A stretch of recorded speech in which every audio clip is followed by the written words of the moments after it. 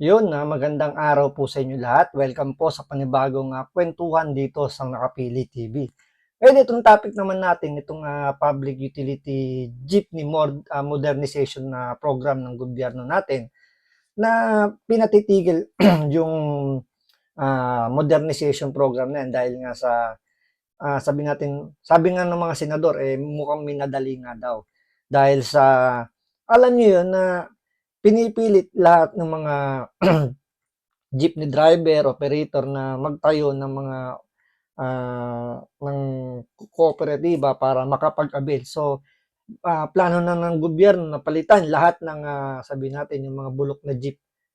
So, dahil nga sinasabi nila yun yung nagiging cause daw ng aksidente dahil nga sa poor maintenance na yung mga lumang jeep.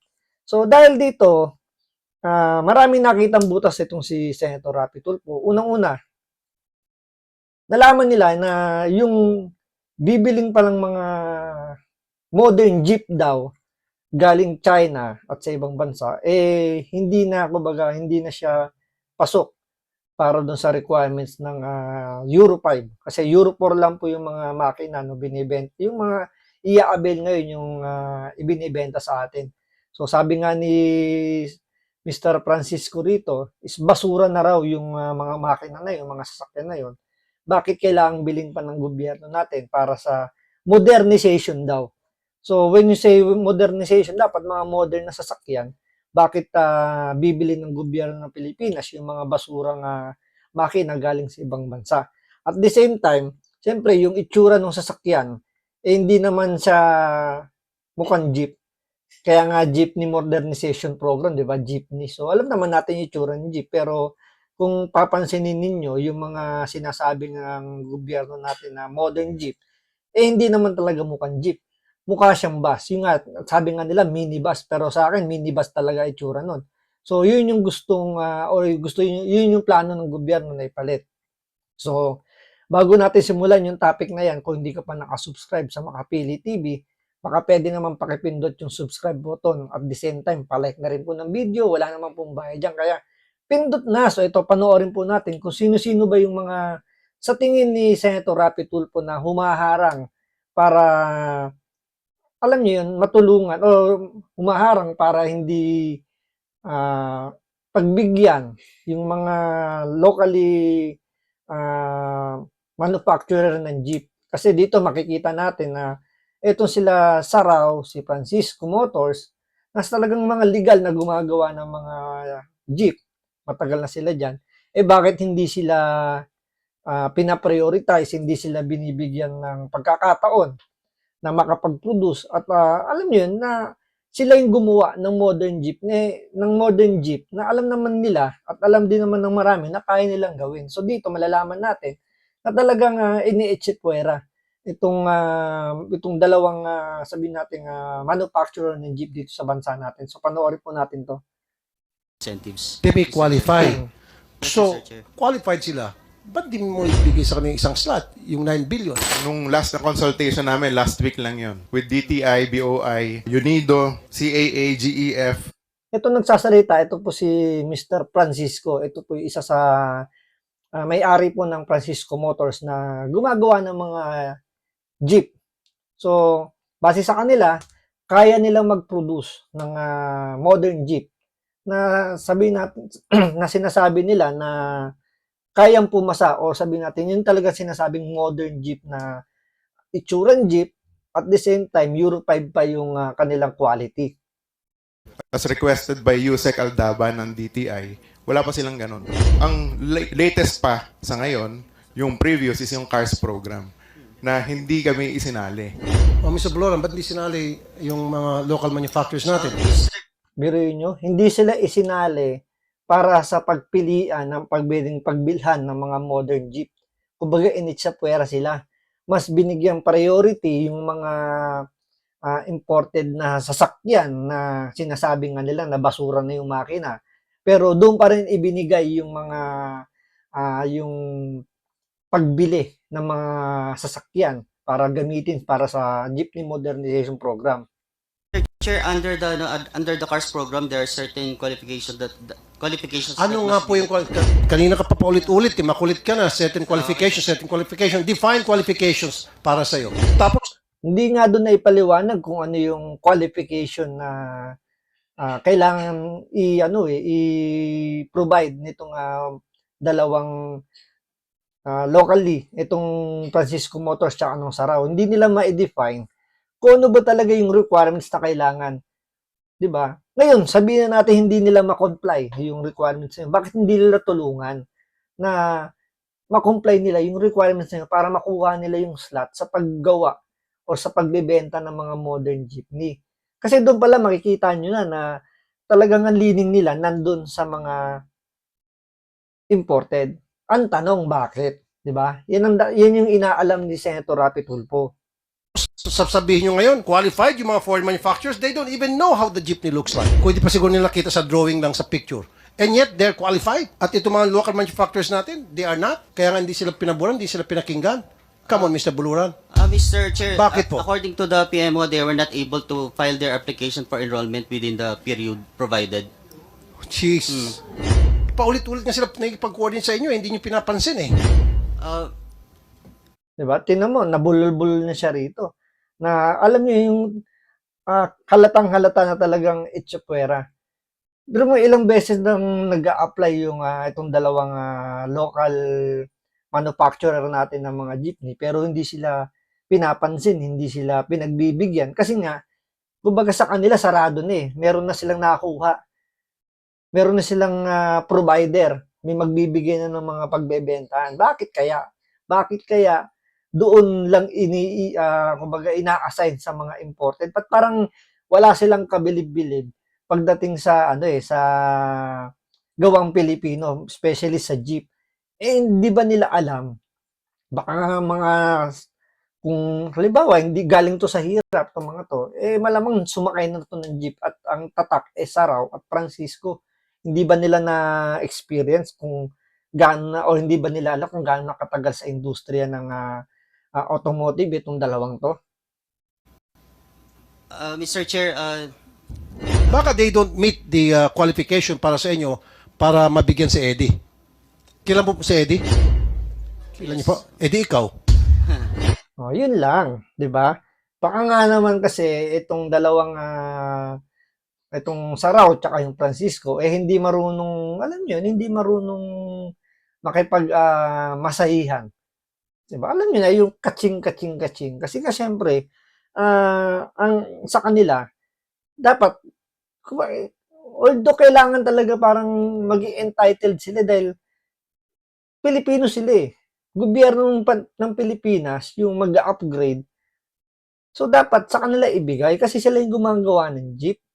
Tapos, bakit ibibigay sa iba? So, parang, siyempre, andun yung, yung pride nila na bakit kami mag-aabot ng pampadulas kung jeepney modernization. Jeepney nga kami ang gumagawa ng jeep. Bakit nyo ibibigay dun sa mga imported na hindi nga alam, sabi nga ni Senator Rapi Tulfo, hindi nga nila alam ang itsura ng jeep kung di pa nila i-google, kung di pa nila i-research. Samantalang itong mga to, alam na kung ano yung itsura ng jeep at i-modernize na lang kung anong gagawin nila doon. Ay, yung kasabihan sa kalye. Yun sir yun eh. I'm not against sa mga foreign investors. Pero dapat nasa tama lang. In this case, dito sa Jeepney Modernization Program, pinapaboran yung mga foreign manufacturers because merong kickback. Kita mo, 2.4 million pagka... Ang bilhin nyo. Dahil sa kickback, yun talaga ang bottom line yan. Yung kickback, mas inuuna ng mga taga-gobyerno natin na malagyan din yung bulsa nila doon sa mga project na makukuha nila. Billion po yung project na yan. Billion ng pondo. Ano ba naman yung kumbaga malagyan man lang yung bulsa nila ng milyon. Diba? Malaking bagay para sa kanila. Yung kaya mas pinapaboran nila yung mga imported. Mahal-mahal na sasakyan. Samantalang pag si Mr. Francisco, magkano kung sakali yung inyong jeep na gagawin? Yung tunay na jeepney natin, 1,997,000. Kaya humihingi kami ng ganyang incentive galing sa gobyerno para mas lalo pa natin mapababa yung presyo. Yung 1,997 na yun, bababa pa yun ng mga 30 to 40% when we localize all of the... Biruin nyo, ang presyo lang nila is 1.9. Samantalang yung binebentang imported is 2.4 to 2.5 million. So, halos almost 1 million yung difference. At the same time, kaya pa nila ibaba up to 30%. So, yung 1.9 na yun, halos ano na lang yun. Baka wala pang 1 million na lang yung maging presyo ng mga jeep. Pero yun yung laki ng diskwento na makukuha ng mga jeepney driver and operator na matitipid nila. Instead of 2.4 to 2.5 yung ang kailangan nilang gastusin, nasa almost 1 million or mga 1 million plus lang. So, mas mababa na yung magiging, kumbaga, magiging utang nila kung uutangin nila yon. Medyo mababa na, di ba? Components. Meron tayong capabilities. Hindi na natin kailangang i-prove yun. Mas makakabuti yan para sa mga operators natin.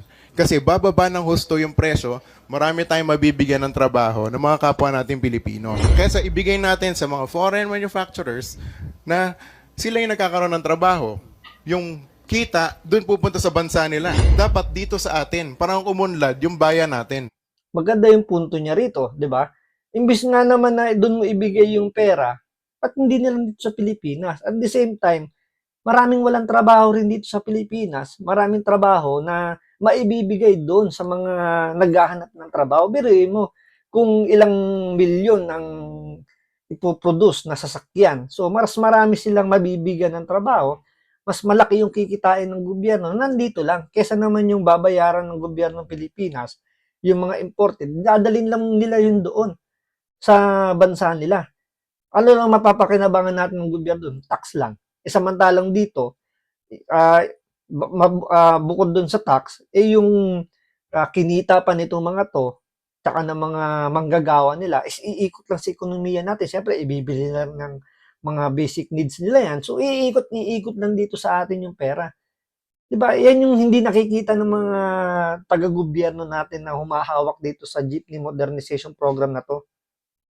It's our chance to modernize and to industrialize. Sabi pa ni Tulfo, aabot sa tinatayang 1.7 million per unit ang matitipid ng gobyerno kung pipiliin ng local manufacturer kaysa sa isang Chinese company. Maliban dyan, ayon kay Tulfo, kung nasa 700,000 piso lang ang halaga ng bibilhing jeepney, mas kakayanin ng gobyerno ang subsidies para maipatupad ang modernization ng walang gastos sa jeepney drivers at operators. Bilhin mo, nasa 900,000 na lang pala yung magiging presyo ng isang modern jeep compared mo dun sa 2.4 o 2.5 million na kayang-kaya pang i-subsidize daw ng gobyerno natin. Pero yun, napakalaki ng difference. Pero bakit itinutulak pa rin to ng mga nasa gobyerno natin itong imported na mga basurang makina nga daw, sabi nga ng nila Sir Francisco. 'Di ba? Basura na ibinebenta pa na napakamahal dito sa bansa natin.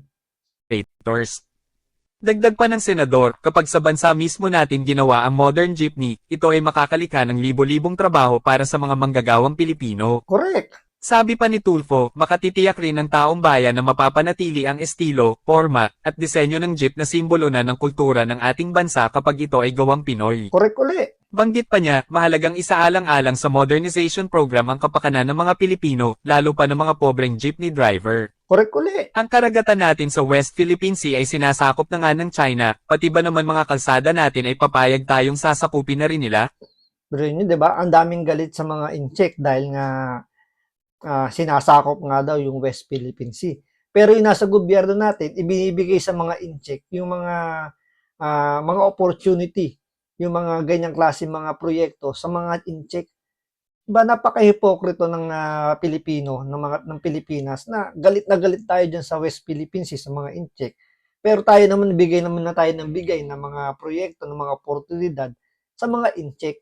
Diba? Instead, yung itong mga Pilipino natin na, eto na kumakaway na, ibigay mo sa amin, kaya namin yan. Pero hindi, wala silang tiwala. Pero kung siraan nila yung mga gawang China, ganun-ganun, ano yan, mahinang klase yan, made in China lang yan. Hindi, ano yan, ganito yan, made China yan. Diba? Di ibigay mo sa Pilipino, at sigurado naman tayong matibay dahil itong hahawak na itong jeepney modernization program na to, mga gagawa na to, talagang kilalang kilala na. Ano na to, kumbaga, ano na to, dyan na inugat yan. Legend na yung mga yan. Diba? Na hindi kayo mapapahiya. hanggang ngayon yung mga sasakyan na gawa ng Saraw, ng gawa ng Francisco Motors, tumatakbo pa. 'Di ba? Although pangit na nga lang yung physical appearance dahil nga syempre sa katandaan ng sasakyan, pero yung makina umaandar pa rin. Ani Tulfo. Mr. Buluran, nakakainsulto nga naman na sila yung gumagawa ng mga jeepney natin dito. Sila nakakaintindi kung paano gawin yung traditional jeepney natin. And yet, sila ang ayaw yung suportahan. Ang susuportahan nyo, foreign manufacturers na gagayahin yung jeepney natin. Na they will come up with the jeepney na yun ang gagamitin natin dito. So, in short, parang lokohan sir eh. This is what I want you to do, Mr. Buluran. Talagang malaking lokohan. Na kokopyahin lang naman yung yung walang pinagkaiba yan sa sa exam, 'di ba? Na kinopya mo lang yung sagot ng katabi mo. Hindi ikaw talaga yung original na sumagot dun sa test paper mo. 'Di ba napakalaking kalokohan na ramdam mo na may kalokohan itong project na to. Siyempre, malaking pera yung involved eh. Billion po ang pinag-uusapan, hindi lang milyon. Billion of pesos po ang pinag-uusapan. Kaya marami ang nasisilaw. Pero ito yung pinakagusto kong ginawa rito ni Senator Rapi Tulfo. Itong kumbaga yung pagdikta niya dito sa mga official na to para paboran itong mga local manufacturer natin. Panoorin po ninyo to. Makipag-usap kayo kay Mr. Francisco at kay Mr. Sarao tungkol dun sa BOI Cars program. I want you to give them priority over these foreign manufacturers. Dahil kapag nabalitaan ko ulit at marami ka pang cheche-bureche, tatamaan kayo sa amin, this Senado. I'll make sure of that. We're always open for a meeting with Mr. Francisco. Exactly. From now on, closely coordinated, makipag-usap kayo. Ayoko na marinig na hindi nyo sila pinapansin. Ang pinapansin nyo palagi yung foreign manufacturers. At huwag nyo na insultin kami, huwag nyo kami insultin sa Senado na kaya hindi sila isama dahil they weren't able to beat the deadline. Hindi sila nakapagpasa ng application. Maliwanag pa sikat ng araw ang dahilan kung bakit pinapaboran yung foreign manufacturers. At nasabi ko na kanina, gusto mo ulitin ko ulit? Kasi may korupsyon. Which is totoo. Yan yung pinakagusto ko sa sa ginawa ni Senator Rapi Tulfo, yung diniktahan niya na itong taga-gobyerno natin, dinidiktahan niya na hoy, i-priority niyo tong dalawang to. Ito kababayan natin to. Sila gumagawa ng jeep. Sa kanila niyo ibigay. Hindi na yung marami pa kayong cheche-bureche. 'Di ba? Pag ito hindi nyo, marami pa kayong ginawang hindi maganda rito or sabi natin hindi nyo pinaboran to, humanda kayo sa akin. Yan yung pinakagusto kong ginawa ni Senator Rapi Tulfo. Isang pagiging leader, tumayo siya para sa mga local manufacturer natin na sinasabi niya, dito nyo ibigay, i-priority nyo itong mga to. 'Di ba? Kasi kung hindi nyo gagawin yan, may tatama kayo sa akin at halatang merong korupsyon kaya kayong ibigay sa kanila. So sana lahat na maging leader natin ganito na kumbaga talagang ipinapakita yung kapangyarihan nila, yung piniplex nila yung muscle nila sa mga talagang hindi sumusunod sa ating gobyerno. So abangan natin kung talagang susundin itong mga to, kung talagang ipa-priority na yung jeepney modernization program to sa dalawa, kay Sir Francisco at kay Sarao. So maraming salamat po sa panonood. Ingat po kayo lagi. God bless.